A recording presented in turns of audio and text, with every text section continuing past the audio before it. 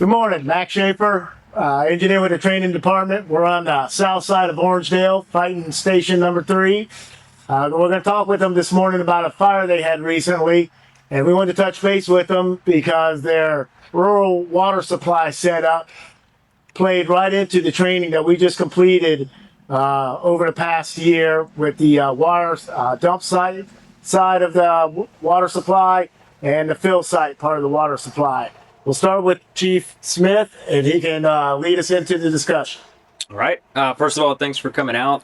I think more than anything, what was successful is a compliment to these guys. These guys have been engineers in the battalion since February, and they executed something we've talked about numerous times, but haven't been able to put into action that many times on a fire. But this fire was challenging in its own way. While responding to it, I knew the construction was going to be complicated just because of the zone, and I knew we would be water limited. So when Lieutenant Ross arrived on scene, he gave a description of a heavily involved structure. I knew there's no water in the area, so I'm trying to paint the picture of whether we're going to put it out nursing or whether we have to transition to a sustained water supply. When I arrived, there was already 2 lines on the ground, and we were emphasizing search because the homeowner was last seen on the property an hour before. So I knew it was going to be complicated. Also, when the first rescue got there and they entered to assist with search, they said hoarder conditions. So it just changes the dynamic of what you're trying to do. It didn't require much communication with these guys. I knew we had 4,000 gallons between the tanker and engine 3 at the time.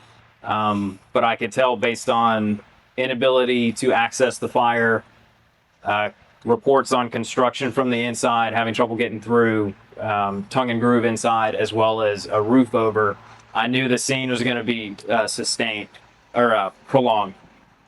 So my decision from the car was to start putting water from the outside, ironically by the tanker. That's not how I would draw that up every time, but it worked out at the time. And then basically to assume if we weren't able to initially put it out with those 4,000 gallons, to start putting pieces in place to switch to a tanker shuttle. So I called for additional tankers, actually called for a second alarm, and then we continued our communication as far as how to execute that plan. A lot of it was face-to-face. Crutchfield would actually come up to the window. We would have kind of brief conversations on what we were about to do, and then I would put out traffic so that everyone understood where the pieces would go. When the second tanker got there and we backfilled our initial attack supply, that's when we really transitioned to a dump tank. And I'll kind of turn it over to y'all because I knew at that point we had 4 lines on the ground, or we're putting a 4th on the ground. We were using the initial 4,000 gallons. We were switching to the dump tank, and we had multiple tankers en route. I know as soon as the 3rd tanker got on scene with NAF assisting me in the car as the aide, that's when we had a conversation with you, or I did, confirming I'm going to get a different channel and turn it over to you. Now that the tankers are stacked up, I'm going to take it off of my plate, focus on just managing the fire, and water supply is yours. So yes. I think if you could explain how y'all initially set it up, and then that transition, and how a lot of it came with conversations not under the stress of the scene, but things we've talked about just here in general. Before we move on to that, did you have any issues passing the water supply designation off to an engineer, not a promoted officer? No. Well, it would depend on who they are. As our department emphasizes a need for guys to oop, I would be hesitant to have a new person ooping perform that role. I personally had full confidence in these guys because we had talked about it, and they've actually hosted a drill at the station doing this exact same thing. So I knew that they could. And honestly, Crutchfield's a great communicator, so I knew he could before it even came up. When he first came to the battalion, he approached me several times on how I viewed the tanker, and so it wasn't a surprise. I think we were set up to succeed because these conversations took place before, and these guys are good at their job and they care. Excellent. So a lot of conversations taking place before the fire, just letting them understand your commander's intent. They knew exactly what you wanted. You understood their abilities, and you were able to apply it on scene. Was a big factor in this. Excellent, gentlemen. I guess we can start with the initial arrival.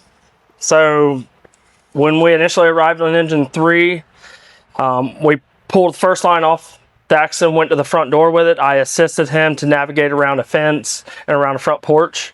So while I was assisting him get the line on the ground, I got back to the engine to charge that line, and Bill, he was about 200 foot away from the engine with his tanker parked, and he was already at the engine with the tanker with a 3-inch hooked to the engine nursing.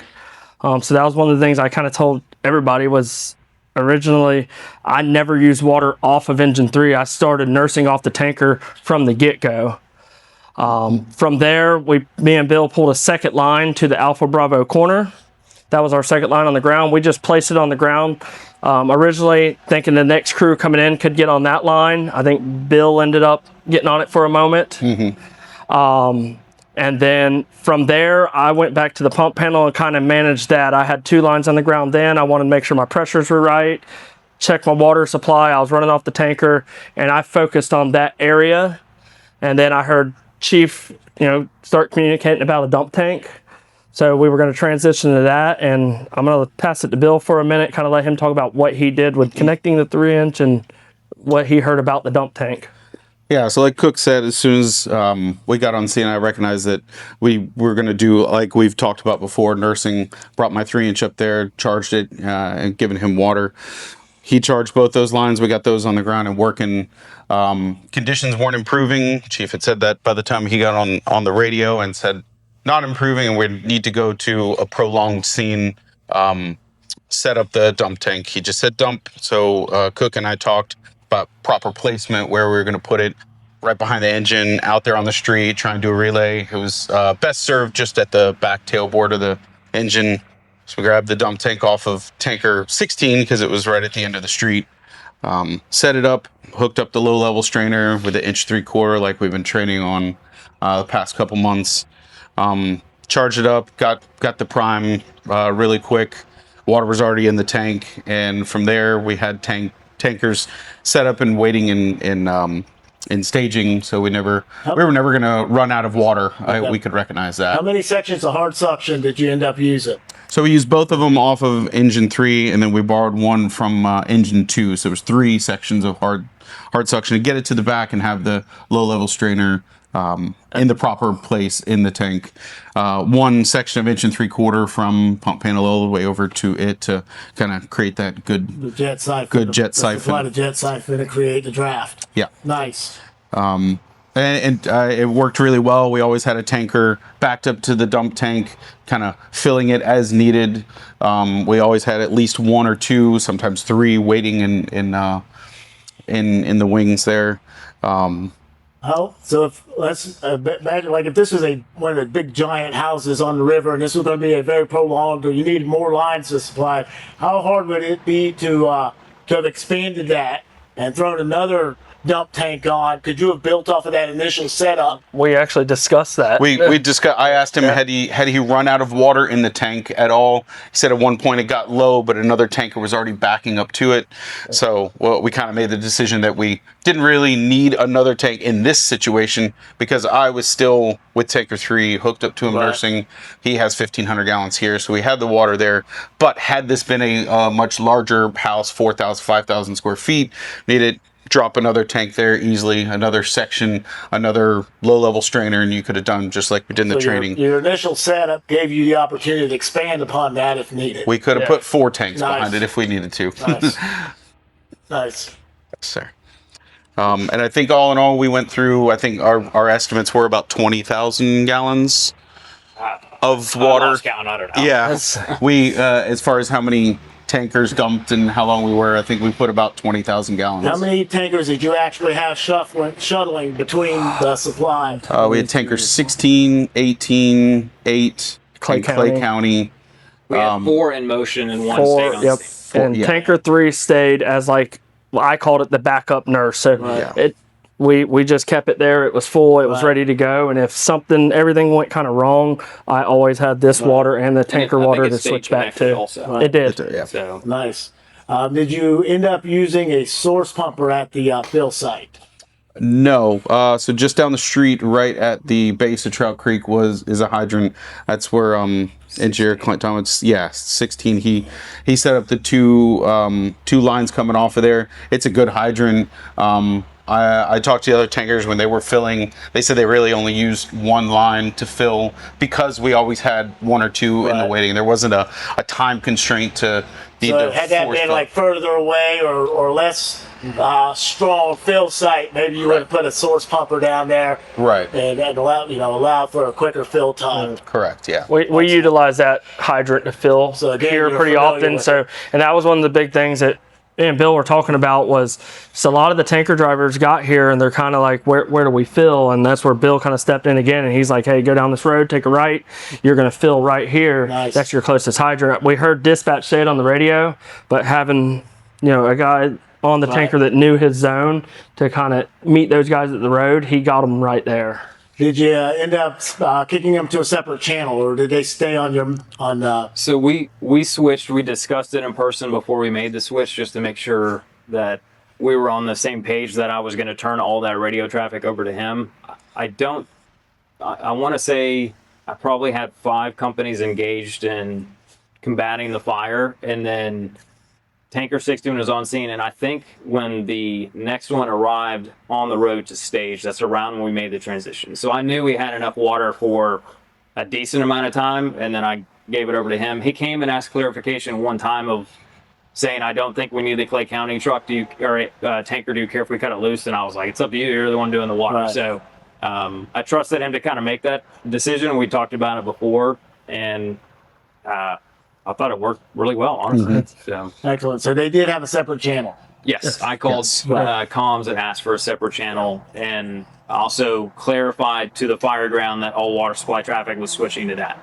At one point, just for an update, I kept my lapel on the fire ground channel, and I turned it down and switched and just asked them if they had any needs or wants, and they said they were good. I think I only checked on y'all once, honestly. And I stayed on the Tomorrow. attack channel, and then we had talked about it once y'all went to the channel, and I told Bill, I said, I'll switch over to 7 if you need, or if I need you. Other than that, You gotta focus on that. so I kept it on the attack channel, and I'd just swap over to ask him a question, and I'd swap back. And I Was there mainly much chatter on that channel? I mean, how much? I mean, kind of once it got up and running, was there much?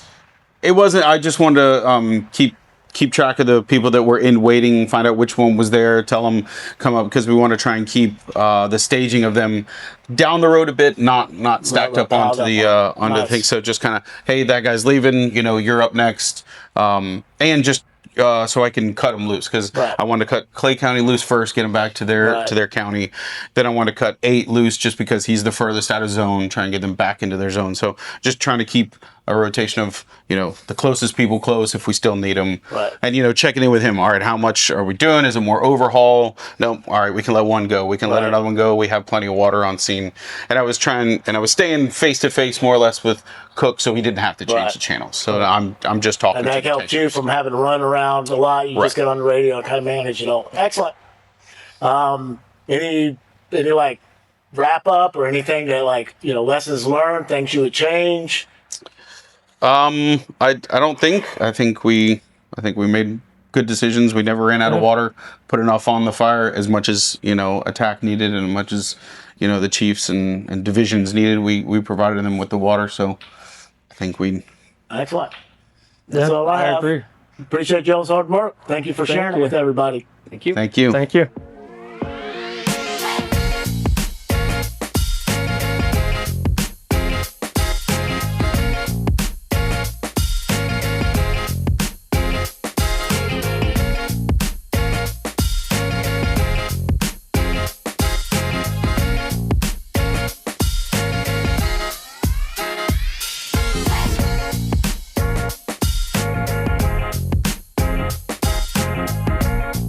All right, so we wanted to wrap up our conversation we had with the guys out at 3 to touch base on it or reinforce the things that was standing out to me in the conversation was the fact that they had a lot of talk around the station with their BC, which helped them understand the commander's intent and what he needed and wanted on the fire scene. They conducted company training at their station. They conducted battalion training with the units that they respond with, and then they also participated in departmental training. This helped everybody operate from the same plan and facilitated what was a seamless water supply on a challenging fire scene. So please take what you can from this and apply it at your station. And if you have any questions, don't hesitate to reach out to us and let us answer them for you. Thank you very much.